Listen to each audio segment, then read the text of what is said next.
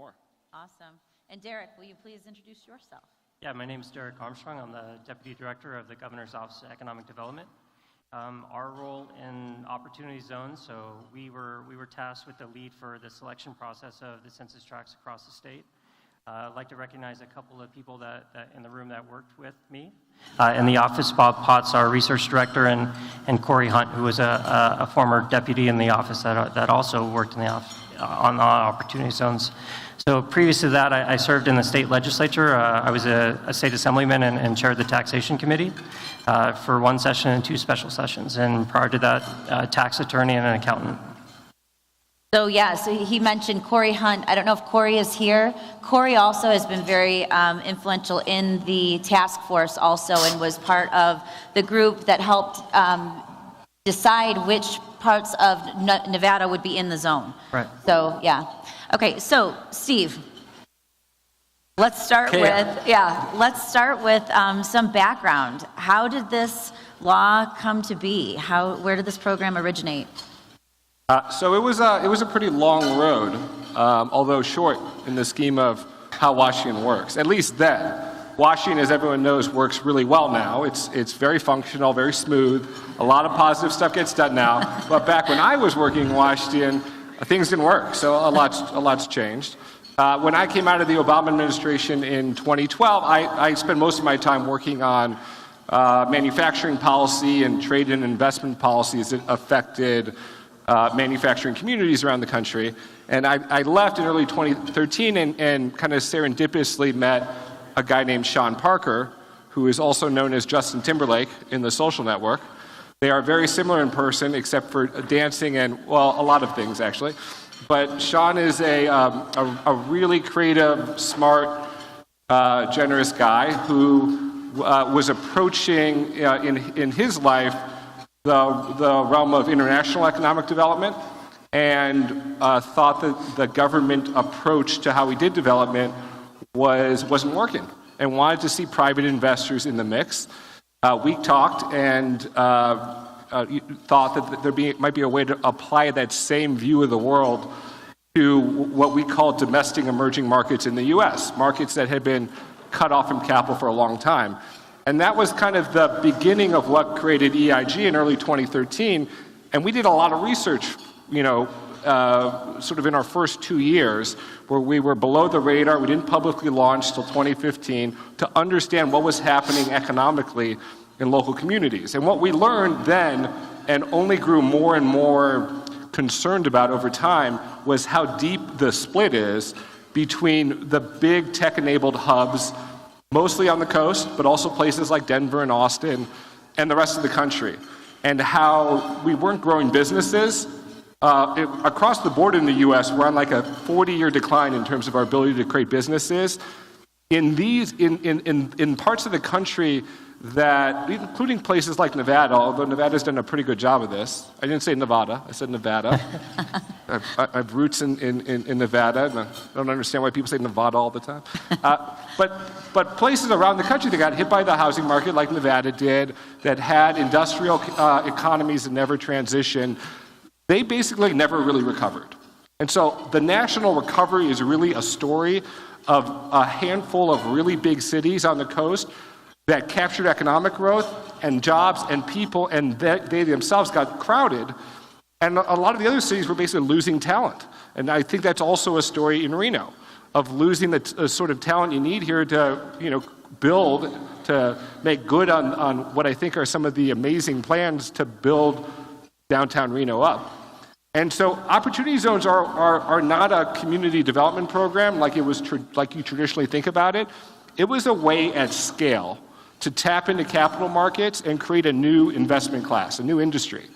I call it place-based value investing. Kind of like if you're Warren Buffett and you're thinking about investing in place, how would you think about it? You'd be long-term, you'd be flexible across a lot of asset classes, and you'd go to places that other people aren't going.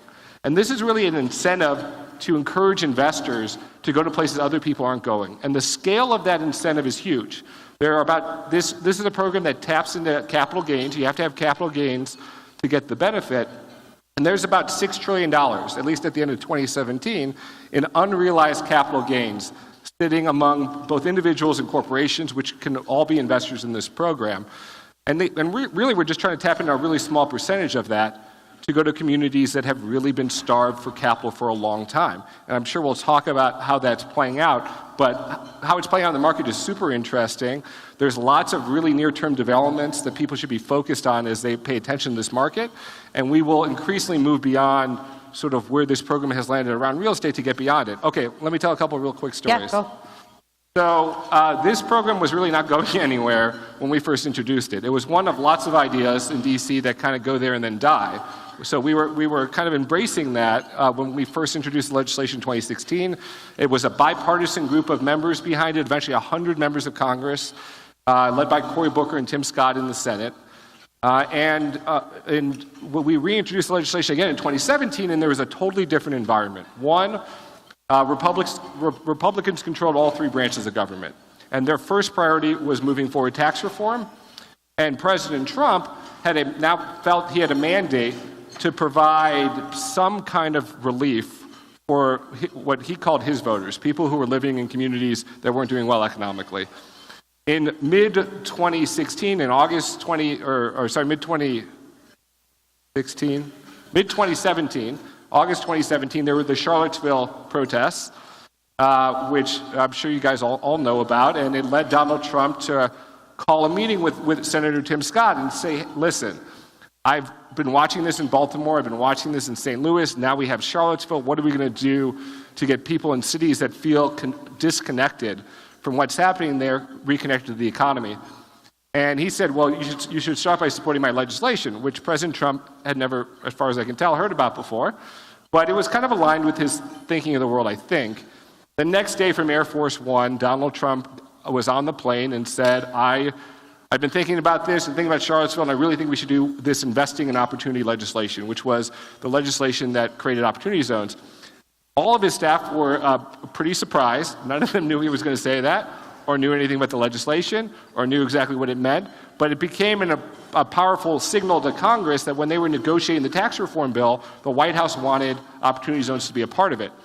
And Orrin Hatch, who's the head of the Senate Finance Committee, and Tim Scott really pushed this through that tax reform package. And at the end of 2017, it passed as part of tax reform. And then the gun went off, and the market started forming immediately. Governors were on the hook to pick zones around the country. They ended up picking 8,762 zones that cover about 12% of the U.S. And it's in every state, in the D.C., in all of our inhabited territories, like Puerto Rico, which is all an opportunity zone. And the market started forming behind it in real time, even before all the rules had been written.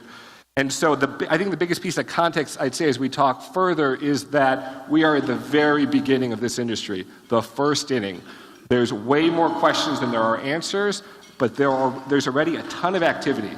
Funds being created, money being put into funds, deals being sourced, communities organizing around. Just yesterday in Palo Alto, there were probably 36 mayors that gathered to build their own strategies around opportunity zones, including the mayor of LA, and other mayors around the country who are making this a part of their vision for the next 10 years. So you're going to see this play out in different stakeholder groups around the country.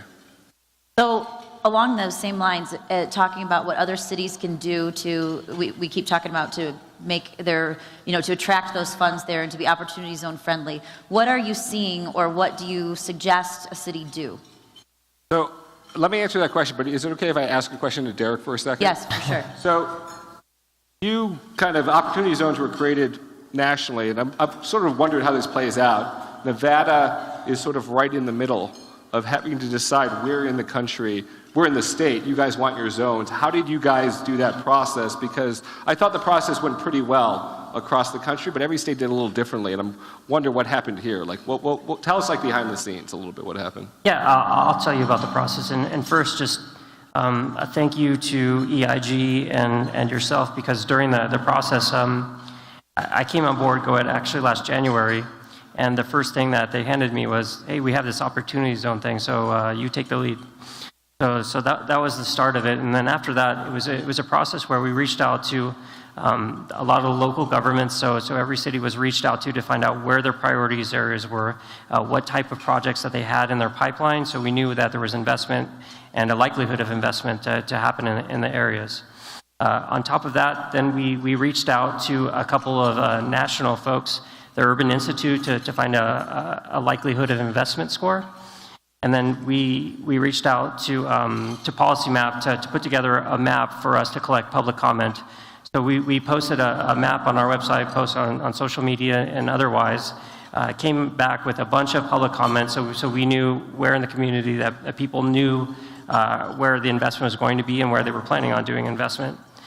During this whole time, we received a bunch of emails, phone calls, letters in the mail from everybody ranging from local community groups that were worried about some of the issues that I'm sure we'll talk about later, to very wealthy folks all across the spectrum that had different interests. And one, it was an education process where people were all learning about it. So once we received the public comments and we built a model on how we ranked the census tracts across the state, it was a pretty straightforward process for us. We had 61 tracts, ended up working out really well as far as the population happened. There's 20 tracts in northern Nevada, 41 in southern Nevada. In between, there's a few rural tracts as well, and a couple of tribal tracts. But it ended up working out really well. I think we've gotten quite a bit of praise nationally for how the process ended up playing out as compared to some of the other states. So it worked really well, but it wouldn't have happened if we weren't able to reach out to folks like yourself and EIG and some of the other national groups to find out where the best practices were going to help the state move forward. Additionally, we were unique in the state. We submitted tracts, and then Governor Sandoval resubmitted one of the tracts. It's the Tahoe Regional Industrial Complex. Once we received some clarification from the U.S. Treasury on which data sets we could use. So that was unique to Nevada as to everywhere else. But I actually wanted to ask you a similar question. I know how it played out in Nevada. We're gonna take over here. That's good. That's good. That's why I vote you both here. and I was just, as somebody that created the foundation and had the vision for the plan, after you saw the designations across the country, how do you think that it played out? Was it as expected, and what were some of the surprise takeaways for you as that rolled out? So I thought governors did a really good job around the country, with one exception, at least initially, which is your neighbor to the west. So California, and I know there's people here there's no one here who's critical of California. I mean, there's nothing to be critical of, so I'm going to go out on a limb here.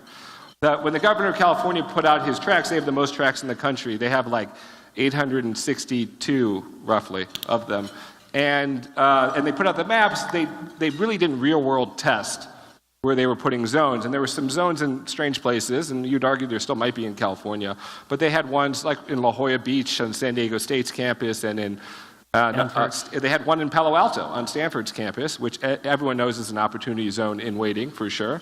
In Westwood, in Los Angeles on UCLA's campus.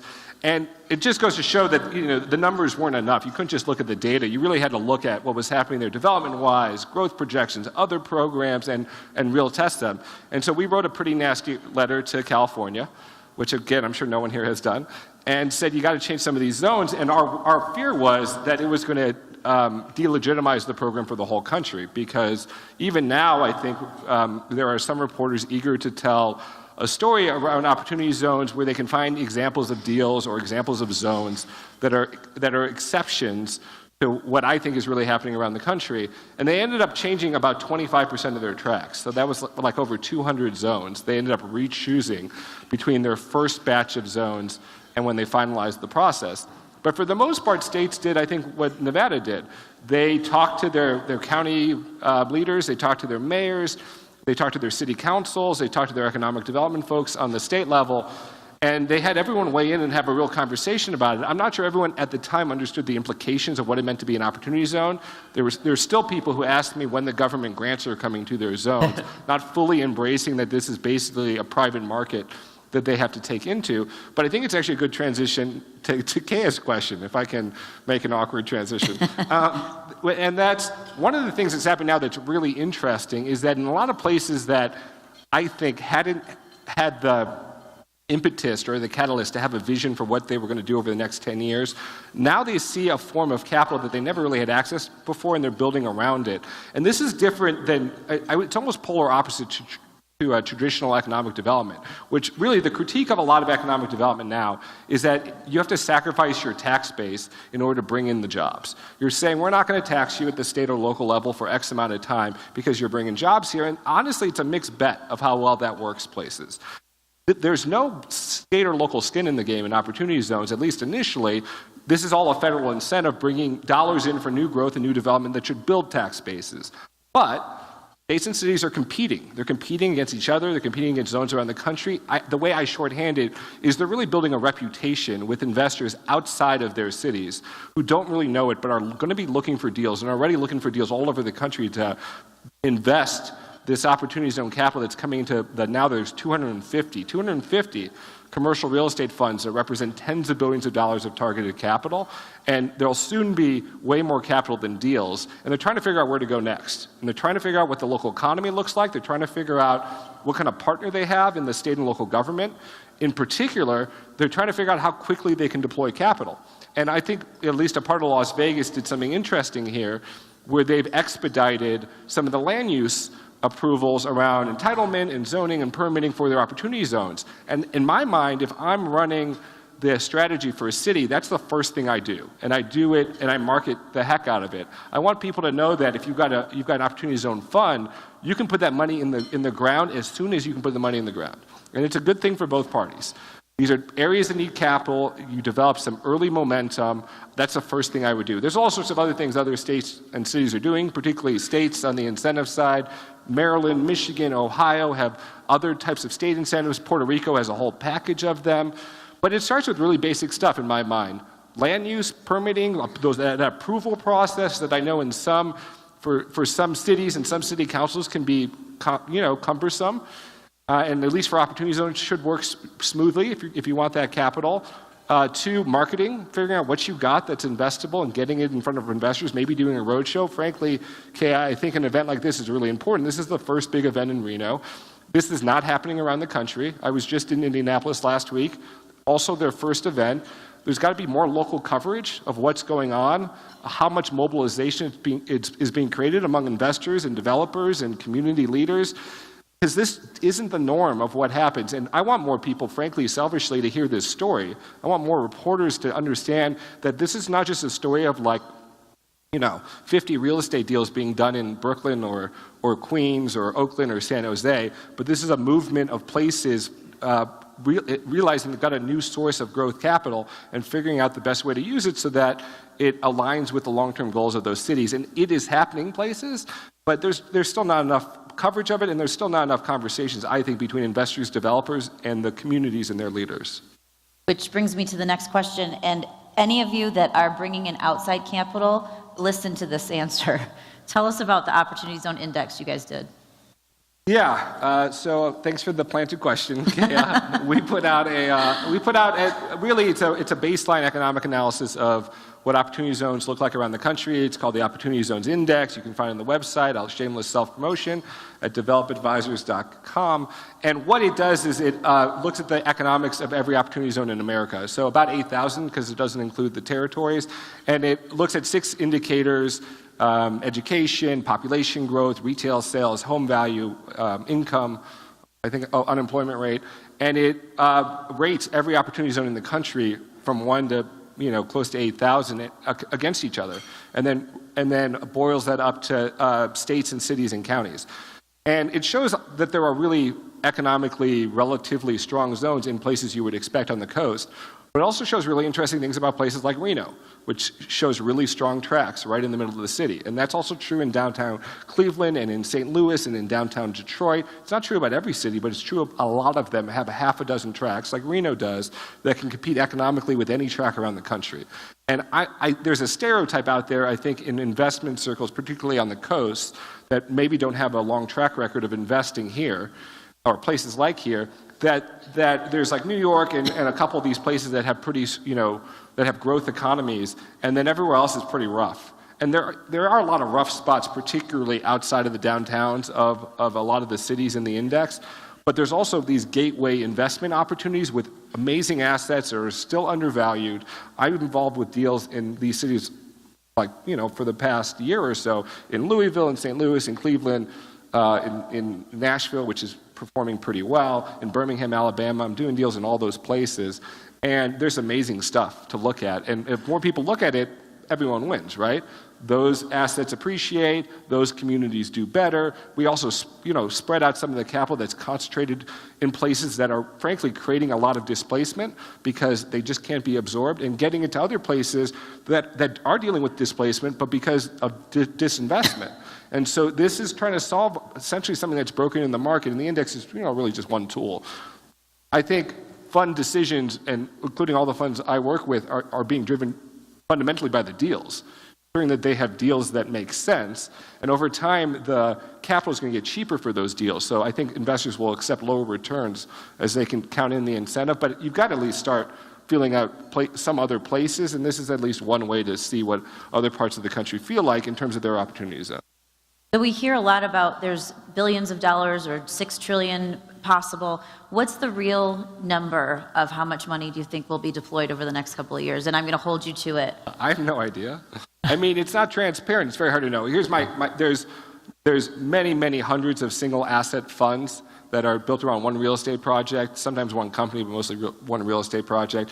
The 250 funds I talked about, they account for roughly like $50 billion of targeted capital, but they've only really raised a fraction of that capital. I think there's probably like $5 to $10 billion in the market right now. I think by the end of this year, they'll be close to $50 to $75 billion. So I think the market's going to explode when we get this next round of regs, which is really what's keeping everyone on the sideline. I talked to like the wealth management platforms for the big banks in New York, and they control trillions of dollars of capital. They've got lots of demand from their clients to invest in funds. There's probably only 4 or 5 products, meaning individual assets to investment or funds total on those 10 platforms. I'm talking about UBS, Morgan Stanley, JP Morgan, Goldman Sachs, Northern Trust. They have no products because they don't feel comfortable enough that the regs have given them a way to evaluate whether the fund strategies are sound enough. But this next round of regs is the next big shoe to drop in this space. It's the next big round of clarity.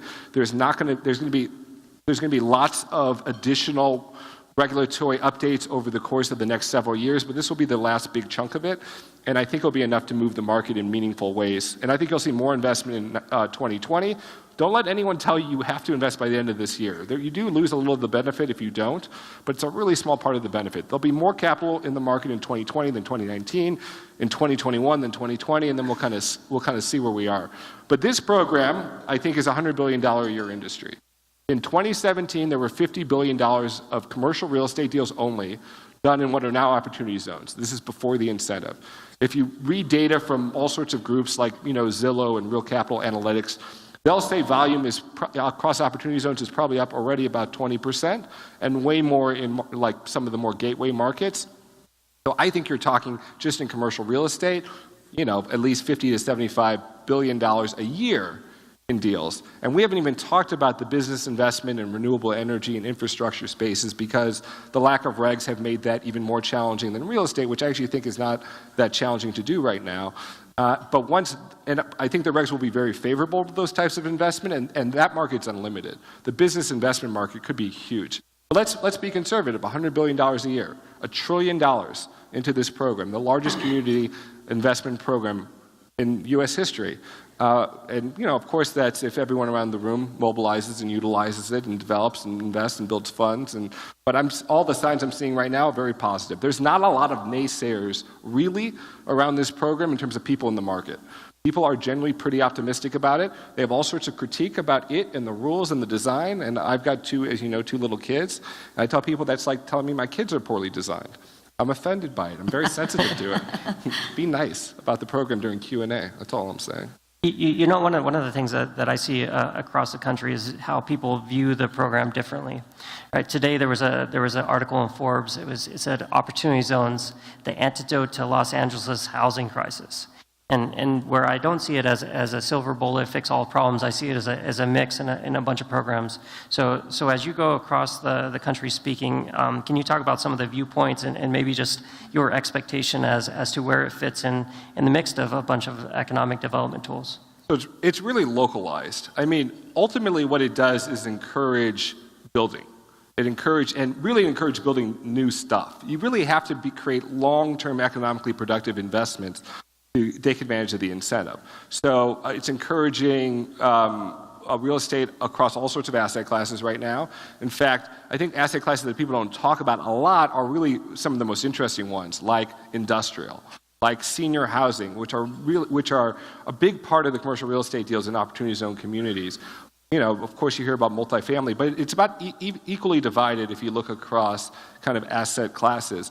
But it's very localized. Every community needs something different. I just did an event with the mayor of Dayton, Ohio, Nan Whaley, who's fantastic, ran for governor of Ohio.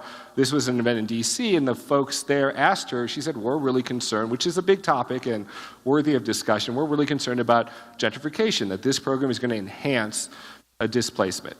And Nan Whaley just looked at her and she said, I don't know what you're talking about. We don't have gentrification in Dayton. We've got lack of investment. There's not too much building in downtown Dayton, but there's not enough building in downtown Dayton. And she says, I have this conversation all the time with the mayors of different cities like San Francisco, Oakland, DC, and they have the exact opposite problem. They really at the end of the day, they want affordable housing. I think in all markets, though, there's a tie in that there's a lot of NIMBYism everywhere across the country that's preventing the amount of, in particular, housing of all types, affordable, workforce housing, and up, that places really need that make places more livable. San Francisco is, in my view, just as unlivable as downtown Cleveland because, you know, on the one hand, you don't have enough building, and on the other hand, you don't have enough building either, but the results are different. You've got a really expensive market and a really cheap market, but it's the same. People are leaving. Way more people, for instance, leave San Francisco now every year than come to San Francisco. People in this room, I'm sure I'm not telling anyone in this room anything they don't already know. And so those trends are real. So I think building housing around the country is going to be a big thing in this, but it's still going to be a minority of what happens. Certain places around the country have this big industrial legacy that they haven't been able to successfully convert into creative office, into new manufacturing or worker spaces or tech hubs. So that I see happening now, but it's very different everywhere across the country. I think the first